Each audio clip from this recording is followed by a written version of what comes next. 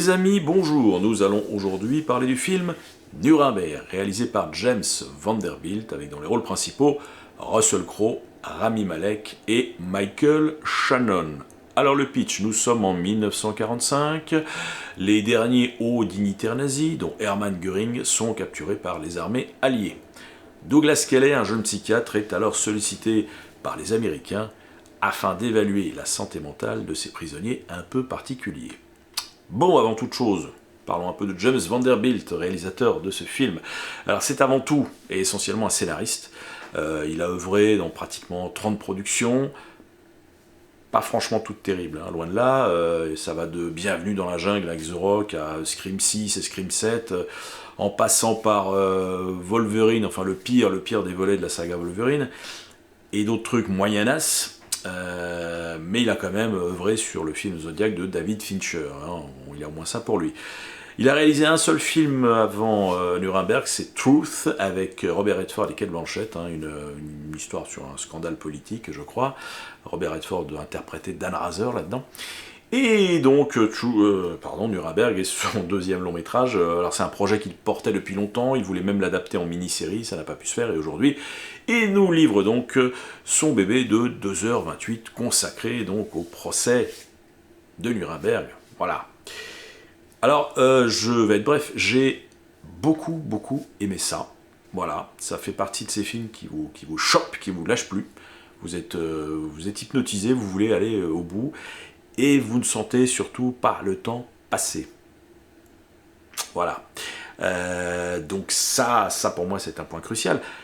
C'est malheureusement ce qui a l'air de déplaire à une certaine critique en France, c'est-à-dire que le fait que ce soit plaisant, agréable à regarder et que ça soit pas chiant, visiblement c'est compliqué, on ne peut pas faire cohabiter ça avec effectivement un fait historique important comme Nuremberg. Donc ça veut dire qu'en gros, voilà, il y a encore des critiques en France qui considèrent que quand on fait un film historique, il faut être, au-delà de l'exactitude, il faut être chiant, voilà.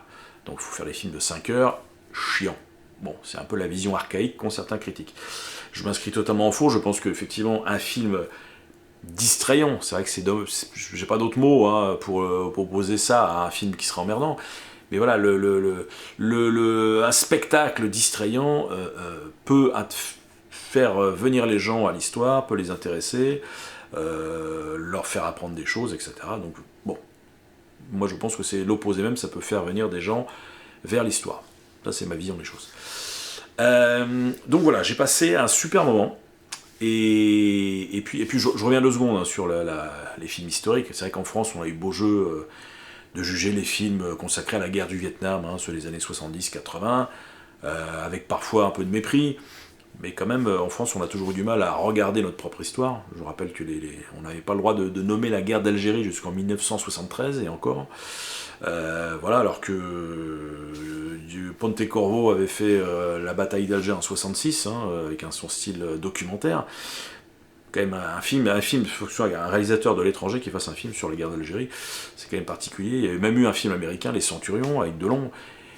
Bon, écoutez, c'est particulier, et c'est vrai que depuis ces 20 dernières années en France, on rechigne à faire des films historiques, ça coûte généralement un peu plus cher que la moyenne, et il y a peut-être plus forcément un public pour ça, mais bon, à un moment donné, voilà, alors,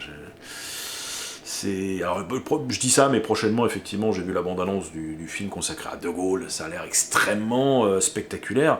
Bah, écoutez, si ça peut intéresser des gens et les faire venir un peu à l'histoire, je dis bon coup. Bref.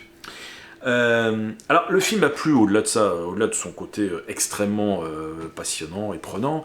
Je trouve il a un point de vue assez audacieux, qui n'est pas franchement à la mode actuellement, c'est-à-dire qu'il nous offre un peu de nuance. Voilà. Alors, je vais mettre beaucoup de guillemets. Là où le film est intéressant, c'est qu'il, à travers notamment ce personnage de jeune psychiatre, il dédiabolise, dans le sens, attention, il dédiabolise la plupart de ces hauts dignitaires nazis, en l'occurrence, particulièrement Hermann Göring, voilà, qui est peut-être le plus malin, le plus retors, le plus roublard d'entre eux. Mais, alors quand je dis dédiabolise, ça veut dire, c'est pas qu'il les rend sympathiques, on va pas pousser non plus, mais c'est qu'ils ne sont plus dédiabolisés au sens premier du terme. Ce ne sont plus des diables, ce sont des êtres humains qui ont fait des horreurs absolues, mais ce sont des êtres humains. Et c'est vrai que le film insiste un peu sur cet aspect humain des choses, voilà. Notamment à travers donc Hermann Göring qui a une fille charmante, qui a une épouse charmante, qui noue un peu, alors voilà, qui manipule qui, ça il faudra aller voir le film, mais qui va même jouer un petit peu de son côté sympathique avec ce psychiatre, qui a l'air d'être intelligent. Alors lui c'est un cas à part, effectivement, et on voit d'autres hauts dignitaires capturés qui, eux, leur part d'humanité va plus s'exprimer parce qu'ils ont peur de la mort, tout simplement, parce qu'ils mentent pour éviter d'être jugés ou condamnés. Certains ont tout simplement peur de la mort. Ces types, ces hauts dignitaires, effectivement, qui se retrouvent dans la prison à Nuremberg, qui est l'antichambre de la salle où ils vont être jugés, ne sont plus grand chose, quoi. Voilà, ils sont souvent plus pathétiques qu'autre chose. Et ça ramène malgré tout un peu d'humanité. Alors attention, il ne s'agit pas de, comme je vous le disais, à aucun moment on en fait des mecs sympathiques, mais on les met à hauteur d'homme, ce qui change un peu le regard habituel qu'on a eu depuis toujours sur les films traitant de la Seconde Guerre mondiale, évidemment. Donc il y a notamment quelques saillies énoncées par le personnage brillamment interprété par Russell Crowe, j'y viendrai tout à l'heure, qui sont quand même assez bien sentis, quoi. C'est un gars dans le film qui sait se défendre, en tout cas.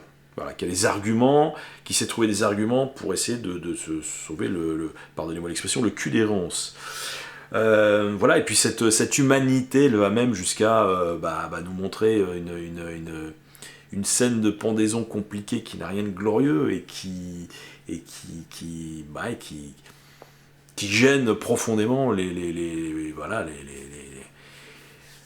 gradés des armées alliées qui assistent à ça, quoi. Donc le film a une façon comme ça de ramener tout sur un terrain purement humain que je trouve assez audacieuse et intéressante. Voilà, ça aurait été tellement facile de faire de ces types-là des caricatures.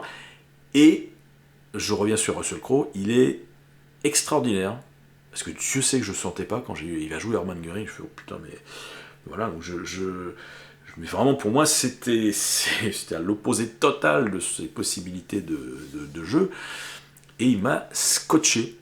Il est exceptionnel, il nous rappelle avec ce film que c'est un grand acteur, la plupart des gens se souviennent de lui pour Gladiator, qui était un rôle assez physique quand même, mais on oublie que c'est un grand comédien, il suffit de l'avoir vu aussi dans le film de Michael Mann, Révélation. Mais là, voilà, il nous rappelle, malheureusement, après avoir échoué dans quelques films moyennas, parfois même dans des DTV, même pas sortis en France, bon, il a plus de 60 ans, il a des problèmes d'argent suite à un divorce compliqué qui date déjà d'il y a au moins 15 ans, mais bon, bref, il faut bien manger. Mais là vraiment, il m'a mis une petite claque et je pense qu'il sera obligatoirement nommé aux prochains Oscars, ça me paraît évident, quoi. Il est bluffant. Et effectivement, ça rejoint cette idée d'humaniser un peu ces types-là, ce qui nous met, nous, en tant que spectateurs, un peu dans un inconfort, parce que, une fois de plus, à travers les yeux de ce psychiatre, on ressent les choses aussi, et on est un peu gêné aux entournures de se dire, mais il peut être, par moments, il peut être humain, ce gars-là, quoi. C'est là où le film est fort, je trouve. Et le fait d'avoir choisi Russell Crowe pour interpréter Hermann Göring, finalement, ça va être un choix payant, parce que il a une bonne bouille, ce Russell Crowe, quoi.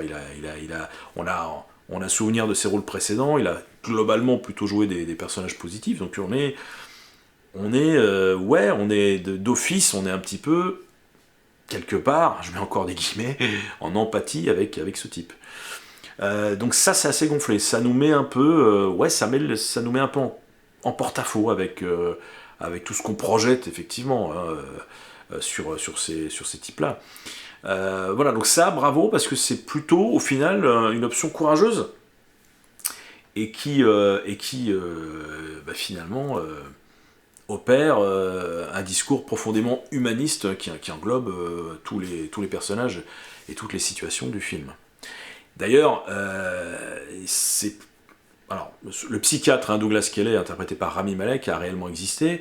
Il a effectivement, alors je vous mets une spoiler alerte, parce que effectivement, c'est des choses qu'on apprend à la toute fin du film, en générique, mais voilà, le type a vraiment existé. Il a vraiment écrit un bouquin sur son expérience, sur ses discussions avec ses hauts dignitaires nazis, bouquin qui s'est d'ailleurs pas très bien vendu, et le gars d'ailleurs a pas très bien fini non plus. Mais sa théorie, c'était de dire que déjà il fallait comprendre le fonctionnement de ces types-là, et ce qu'il en retirait, c'est qu'en fait ces types, bah ouais, ce n'est pas le diable, c'était pas des Hannibal Lecter en puissance, c'était des gens comme il en existe beaucoup sur la plupart des territoires des pays du monde. Et lui, sa théorie, c'était de dire que dans certaines circonstances, avec un certain type de gouvernement, beaucoup de gens qu'on croise tous les jours peuvent effectivement arriver à ces extrémités-là. Et donc pour lui, effectivement, il fallait se méfier de ça et se souvenir se souvenir effectivement du passé pour ne pas reproduire voilà, ces choses-là. Mais sa théorie, c'était que c'était encore possible si les circonstances s'y prêtaient à nouveau. Donc c'était quelque part une sorte de lanceur d'alerte, pardon. Et quand on voit un peu ce qui se passe aujourd'hui aux États-Unis, bah, je ne sais pas où ça va aller, mais c'est un peu inquiétant quand même, quoi. Voilà. Ouais, qu'est-ce que je pourrais vous dire, alors évidemment, c'est du grand spectacle, faut pas exagérer non plus, c'est pas voilà, c'est pas un son et lumière de David Guetta, c'est un film essentiellement dialogué, mais qui reste toujours passionnant. Alors, j'ai vérifié auprès d'un ami historien. Oui, il y a, comme dans toute adaptation de faits historiques, il y a des faits qui sont historiquement faux, voilà, qui ne se sont pas déroulés comme dans la réalité, pour des raisons peut-être de rythme, de scénario, de messages à faire passer. Bon, le fait est que moi, n'étant pas plus que ça calé sur le sujet, ça ne m'a pas gêné. Et par contre, ce qui arrive souvent, il y a beaucoup de films américains où c'est ça, les faits qui nous paraissent les plus incroyables dans le film, ce sont ceux qui généralement sont avérés. Voilà, donc je ne vous dirai pas lesquels, vous irez voir. Mais voilà, donc je sais que le film sera certainement critiqué pour certaines inexactitudes historiques, pour son côté pas chiant, mais oui c'est bizarre, oui, c'est pas assez chiant pour être un bon film historique, admettons. Mais je vous engage vraiment à aller le voir, c'est passionnant, c'est prenant, c'est parfois émouvant, et c'est intéressant. Voilà, je vous ai tout dit. Sur ce, à plus.